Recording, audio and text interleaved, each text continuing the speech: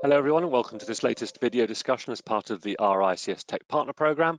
My name is Andrew Knight and I've been with RICS for over 12 years now. I currently sit in the knowledge and practice part of the organisation, looking at the impact of data and technology right across the built and natural environment, and with over 110,000 members working worldwide, right across the property life cycle through land, planning, development, construction, finance, brokerage, building surveying, building and asset management. Clearly a huge canvas upon which data and technologies are having a profound and very important effect. And also our members work across a really wide variety of asset types, land itself, but residential, commercial, alternative assets, and indeed infrastructure. And today I'm really glad to have Camille and Jada join us from Xylo Systems. So I'll start with you perhaps, Camille. Perhaps you could give us a bit of your backstory before we move on to Jada. Yeah, thanks so much, Andrew. And we're so excited to be here today and to be a part of the RICS Tech Partner Program. I'm Camille. I am the CEO and co-founder of Xylo Systems. So to give you a brief introduction to what Xylo Systems is, we are a data and AI platform to help property development companies measure and manage their impact on biodiversity. So we're helping our users become nature positive. Bit of background to me, I am a wildlife conservation scientist. Specifically, I've worked in conservation biology with critically endangered species here in Australia and all around the world throughout my career. So Xylo Systems really started out as a way for me to start solving some problems that I had as a conservation manager trying to save species, and that was I didn't have access to the right information and data at the right time to make best decisions on how we conserve our beautiful wildlife and habitats. So now we have expanded out this technology to help any business around the world start to take that approach and start to incorporate biodiversity into their operations. And Jada is my wonderful co-founder and is our chief of products. Jada, give us a bit of your backstory. To be here. So I am the other co-founder and chief of product at Xylo Systems. I have a background in applied mathematics and ecology, and through those two fields, I've really come to understand how important it is for us to quantify biodiversity, and particularly in the context of property and construction. We, through the platform, have built something that can really help property and construction quantify their impact in a really meaningful way, and that's something that's been really important for us in terms of being able to understand the data behind it as well. So my background has really helped us quantify that biodiversity, because it is no simple feat. Thanks. Now, I suppose my first kind of question, in some respects, feels like a very old one to ask because it should be so obvious. But whilst obviously everybody recognises the importance of biodiversity, what's the important consideration now for land developers and managers? I'll pair it right back because let's just start at the very basic. Not everyone knows what biodiversity is, and that's okay, because it's traditionally sat in the very scientific space, and it's only just becoming very important for a number of different sectors now, as we've seen the wave of net zero and considering carbon emissions. People are starting to think about biodiversity. So at the very basic, biodiversity consists of all of the plant and animal and bacterial and fungal life that creates our functioning ecosystems. And biodiversity underpins all of the functionings in our planet. It underpins our economy, it underpins our planetary stability, so we can't fight climate change without our healthy ecosystems. It underpins human health and our culture, and it helps create a sense of place. So biodiversity is very, very important as a basic building block of looking after our planet. The reason why it's so important for property and construction, and specifically land developers and managers, is because biodiversity creates a more holistic approach to ESG, so environmental social governance of a single organization.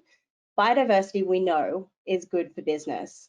There was a study done 2 years ago from the World Economic Forum, and it stated that $44 trillion, or half of the world's GDP, is directly reliant on biodiversity. And it's directly reliant on biodiversity in the sense that biodiversity gives us what is called ecosystem services. So ecosystem services consist of things like, ensuring that we have healthy fresh water, things like pollination. Bees, provide pollination to almond orchards, which we can then have almond milk in our coffees in the morning. So that's a very personal link to ecosystem services. But we know that without biodiversity loss is a huge risk for business, and globally in the past 50 years we've seen wildlife populations decline by 69%. If these wildlife populations are declining, our biodiversity is undermined, and therefore we're not going to have those ecosystem services. When we look at property development, clearly the biggest problem here is land clearing, and the property development sector is responsible for about 25% of the driving pressures on biodiversity loss. So there is a huge opportunity here for us to rethink the way in which we do business, in the way we do property operations, to become more nature positive. And then I guess the final point on this is there's incoming legislation, not just in the UK, but around the world. And there's increasing industry expectations for companies to start to consider nature and biodiversity in their bottom line. I guess, is there also a difficulty that perhaps developers will think of the biodiversity being as almost a one-off thing in the development process, rather than thinking about it as a broader piece of their sustainability across the whole life of the assets they're building?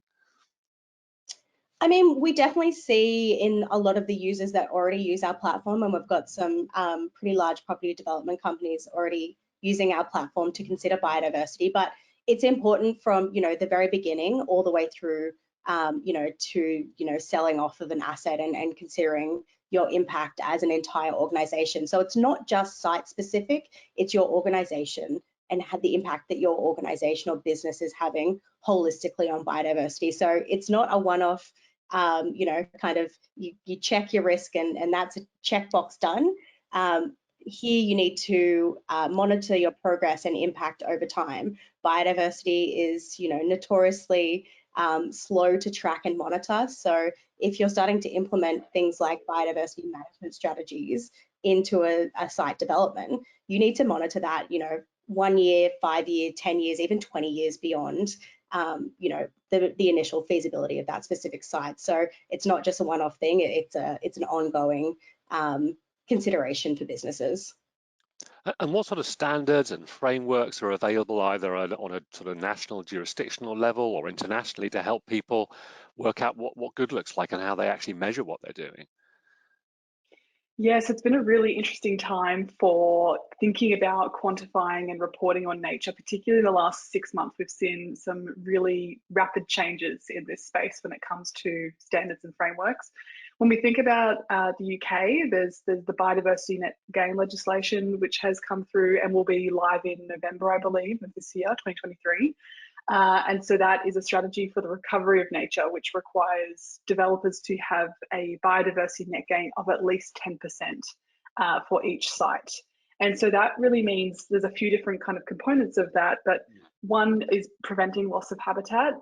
The other is creating habitat either on-site or off-site of that project, but then also comes in buying credits from the government as well if those other two options aren't possible. So that already just in the UK is a huge shift that companies need to be thinking about in terms of how are they actually going to collect the data in order to calculate this metric.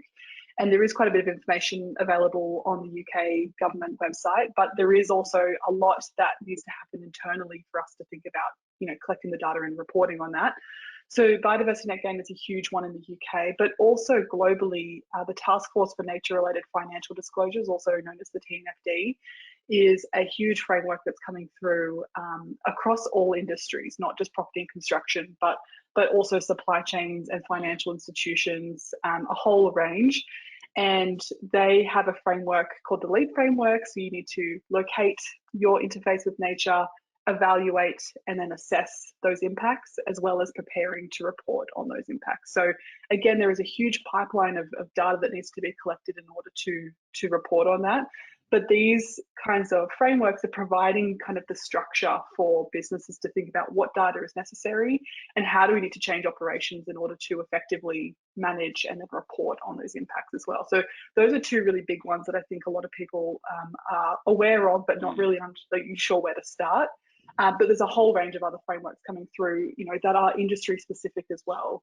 And they all have sort of different requirements. So it's a really interesting space in terms of the push and pull between what's important in biodiversity, but what's really clear is that we need to start understanding what is that interface with nature, and that's obviously a really important piece for property and construction.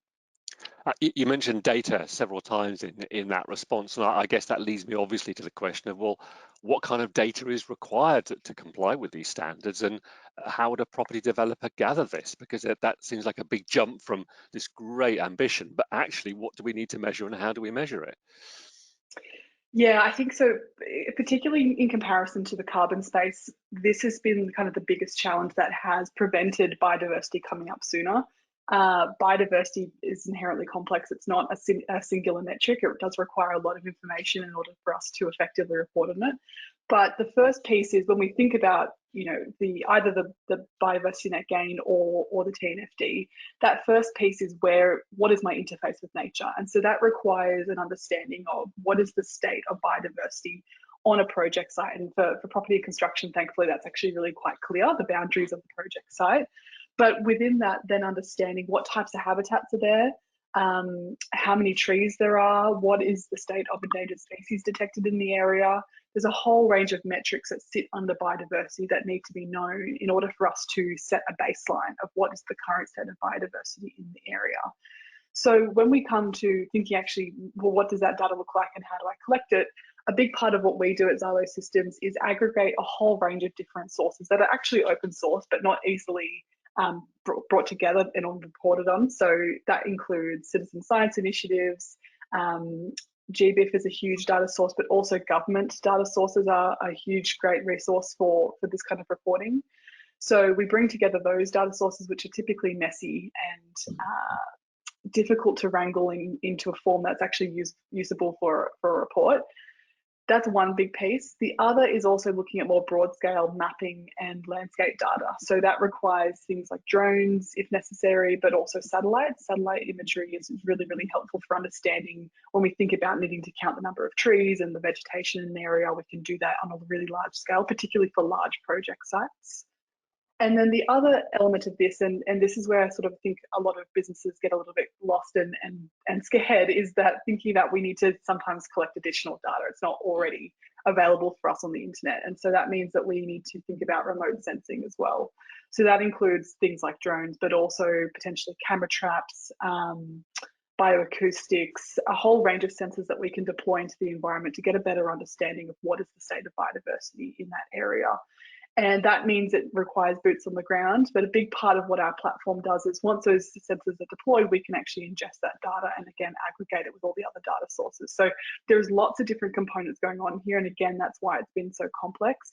But it really is about bringing that pipeline together so that we can collect all the information that we need and then have a really confident report on what is the current state of biodiversity and what are the really clear threats to that biodiversity as well. So I mean, it sounds like your platform at Xylo is complex in the sense you're having to deal with a number of open source data sets, but obviously some proprietary data that will come from your clients as well. And then I'm guessing use some fairly clever technology to produce some fairly, and I don't mean this rudely in saying simplistic, but some clear, simple outputs out of probably what's a very noisy data set. Is that a fair estimation of it? Absolutely. A big part of this is that we understand that we're not working with ecologists. Both Camille and I have sort of a background in biodiversity, but we don't expect our users to. We really want to make sure that this is something that is not overwhelming. It's very easy to integrate into companies' ESG pipelines already. We want to make this something that we can empower people to then really feel confident they can minimize their impact on biodiversity. And that's why we have things like biodiversity indices, so we can have a single metric for the state of biodiversity in the area, and also indices for tracking that change over time. We really want to try and make that as easy as possible to implement. So can you bring it alive with perhaps some user stories of the kind of developers you've worked in and worked with and the kind of outputs that have come from that kind of intervention you've had with them? We're very lucky that we've got a number of users, businesses using the platform right now that have a range of different sites. So, we've got users that are looking to assess greenfield developments, brownfield developments, urban renewal sites, even, very dense, high density locations in the middle of CBDs. So we've got the full scope of potential property development and asset types that can be applied using the platform. I'll give you an example that we've been working on here in Australia with an organisation called Development Victoria. So Victoria is one of our state governments here in Australia, and Development Victoria is the development and infrastructure arm of the Victorian government. So they approached us because they wanted to use biodiversity data sets and analytics to maximise the biodiversity outcomes for an urban renewal site. This urban renewal site was kind of on the urban fringe of Melbourne, which is Victoria's CBD. Really what they wanted to understand was the baseline biodiversity and historical biodiversity in the area. They wanted to assess the biodiversity status and also the connectivity of neighbouring key biodiversity areas. We knew the site was near an area that was very important for biodiversity. It's a major river system, so we know that there was potential connectivity opportunities here. But they also wanted to find what recommended actions they should take within that site and develop a biodiversity index site so that they can track impact of certain actions over time. And it was really interesting to see what we were able to get out for that specific site in that area and some of the outputs. But really, our biodiversity intelligence output resulted in ultimately a net biodiversity gain for this project. We helped Development Victoria save over 10,000 on external costs and over 8 months of staff time trying to aggregate and wrangle these very complex data sets. We helped them identify and quantify the project level biodiversity metric that is to baseline their impact tracking and reporting over time. We found it was, it was a pretty biodiverse site. Our biodiversity metric goes from 0 to 1, 0 being completely decimated environment, 1 being pristine intact habitat. This one came out at a 0.79, so pretty good in terms of biodiversity. But in there, we identified 8 key endangered species to focus biodiversity actions on. These included species like the platypus, which are really, really important, not just ecologically, but also at a community and even political level. From that, we also were able to identify 7 locally extinct vegetation species. So we're able to look back in time and say, what did that landscape look like before there was any development in the first place? And so being able to include those locally extinct vegetation species in a revegetation plan are immediate ticks up on that baseline biodiversity index. It's very quick wins. But we also identified 7 key threats to focus regeneration actions on. The biggest one we see in most of these projects is deforestation and habitat loss. So as soon as we start incorporating habitat regeneration, there are again very quick wins. But ultimately, what the platform did for them was it provided them a report with all of those biodiversity positive recommendations so that they can engage stakeholders like landscape architects to design what that site might look like, as well as cost planners so that they can start to understand what the cost of tube stock is going to be in that revegetation plan. So that was a really great project, and they love the platform, so they're now continuing to use it for other sites across their area. And are you able to use the platform for this kind of ongoing kind of biodiversity management that's almost this sort of over the lifetime of the asset, actually helping people not just push that index to a good level once they finish, but actually that ongoing, because it's a permanent issue, isn't it, maintaining the level of biodiversity on a site? Yeah, absolutely. And I think that ongoing monitoring is really the power in our platform, and ongoing monitoring is a key factor of our platform. It requires more sophisticated data sets over time so we can get really granular. But like Jada said, that's where we come in to be able to plug in remote sensing technology like satellite imaging to start to get really granular on a project site and say, okay, if there are any certain types of species that we thought might come in to that site as a result of a revegetation or vegetation management plan, is that actually happening, and how can we track it? So Jada, did you have anything to add on that data piece for ongoing monitoring? That's important to note here is that, and this goes back to our question at the very beginning, is that biodiversity is not like a one and done for a project. The life of a project has its own additional risks. So we have land clearing at the beginning, but also once the development is done, we have things like erosion and weed invasion. There's a whole range of new risks that arise to biodiversity once the project is actually finished and the development is done. So that's a big part of what we want to address in the platform as well, because when we think about reporting on risk and impact, it's not just that initial land clearing, it's also that broader impact, and what does the project site, how can it contribute to broader biodiversity in the area? It's a much more complex piece, but it's equally important, particularly when we think about the life of the project, when we think about climate change as well, the additional risks that come with that. We want to make sure that projects and the planting recommendations and all the things that we recommend at the beginning are climate proof and life proof. You know, they are sort of long-term strategies that have a long-term impact on biodiversity. One thing that interests me as we've been speaking is, as you know, the planning process is complex in terms of the number of stakeholders involved. You've obviously got the project sponsors, you've got the local community, you've got regulators, investors, and I wonder how you've been able to use the data as part of that almost consultation process to sort of reassure and to work with all these different stakeholders so that these developments take place with everybody seeing the benefits of the biodiversity, because it is quite a challenging, the larger the development, the larger the kind of placemaking issue, the challenge can be to reassure people that actually there won't be any negative effect, and indeed it should be a positive effect. We know that our platform can definitely help with improving relationships with, various stakeholders, including investors, regulators, local communities. And, I think the fact that we've really simplified the metrics and the understanding of what biodiversity in a particular project site is really helps with that communication, because anyone can look at our reports out of the platform and understand exactly what it means without having to have in-depth biodiversity knowledge. I think firstly, the quantification of positive impact is a growing requirement for investment in property development. And so being able to have that baseline biodiversity index and showing whether you're improving on that over time is key for investors. I mean, we're seeing the increase of green loans and green bonds around the world, which, can save lots on interest rates for these property development companies if they can prove they're having a positive environmental impact. So that is, a very clear way in which companies can use our platform to help gain investor confidence, help them through investor due diligence, and help them also secure green bonds from financial institutions. We've also seen the platform as a really interesting tool for community consultation and engagement, particularly with ongoing monitoring activities. I think it's no surprise that potentially some property development sites are a little bit contentious when it comes to the impact on the environment.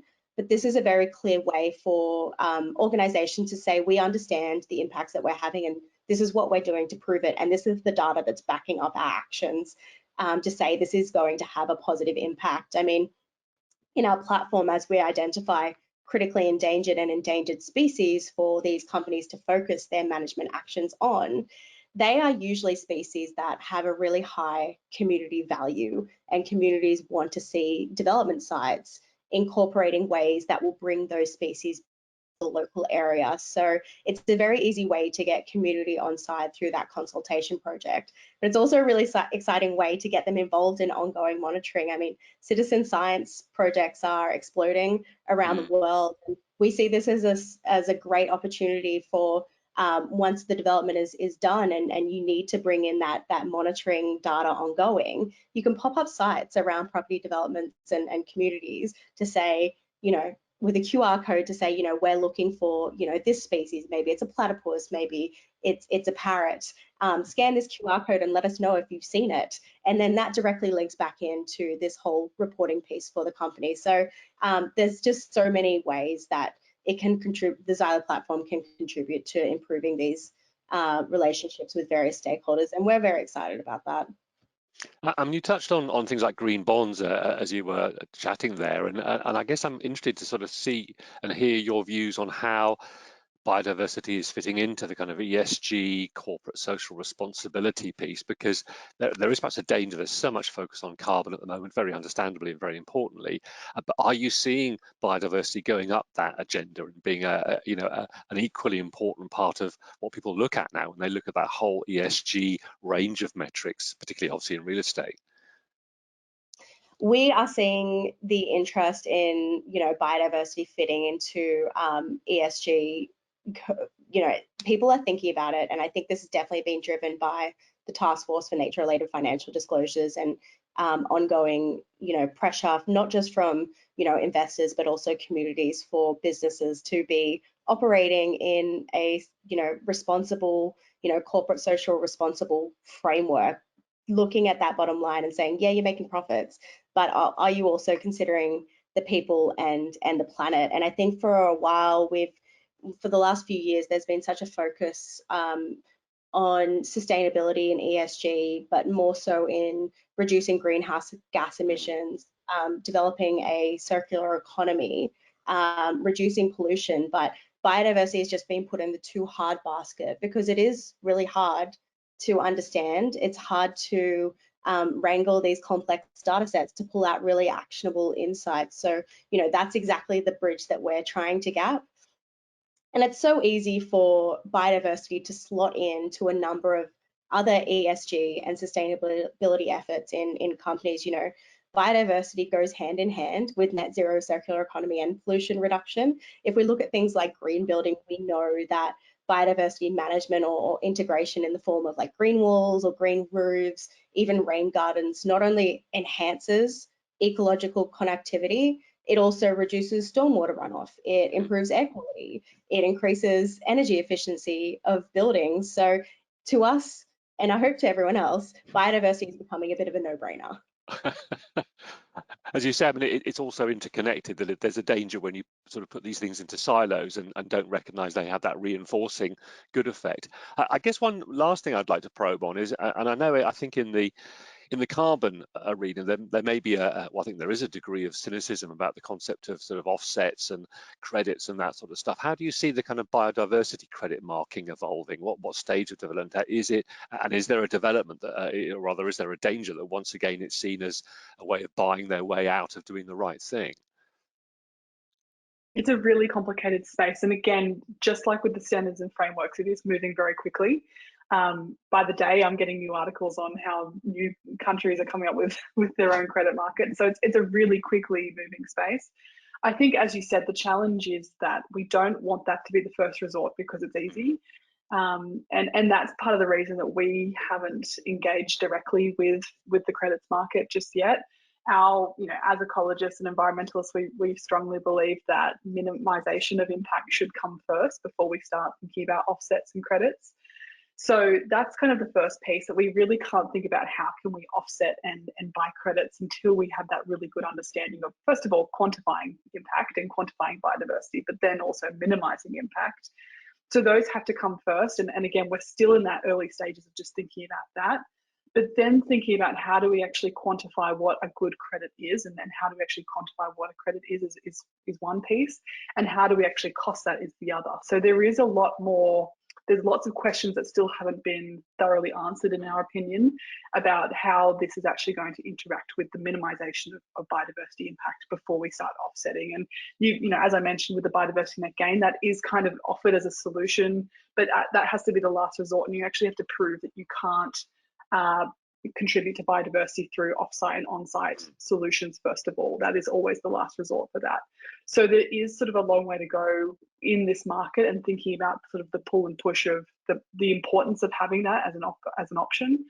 But the actual theory behind it, in our opinion, is still very early days. So we're watching closely, but it is a really interesting space, and I think it has a great opportunity for us to really think about the value of nature. And that is the conversation that we've had again and again in this space, and I think it's a positive one. How do we really actually think about the value of nature, not just from an ecosystems perspective, ecosystem service perspective, but also from a broader community value, a cultural value, all of the above. So it's a really interesting space. Camille, did you have anything else to add to that? I think when we look at the biodiversity credit space, that's become almost a default view for a lot of people looking to improve their biodiversity and nature impact, because that's what we've seen in the carbon space.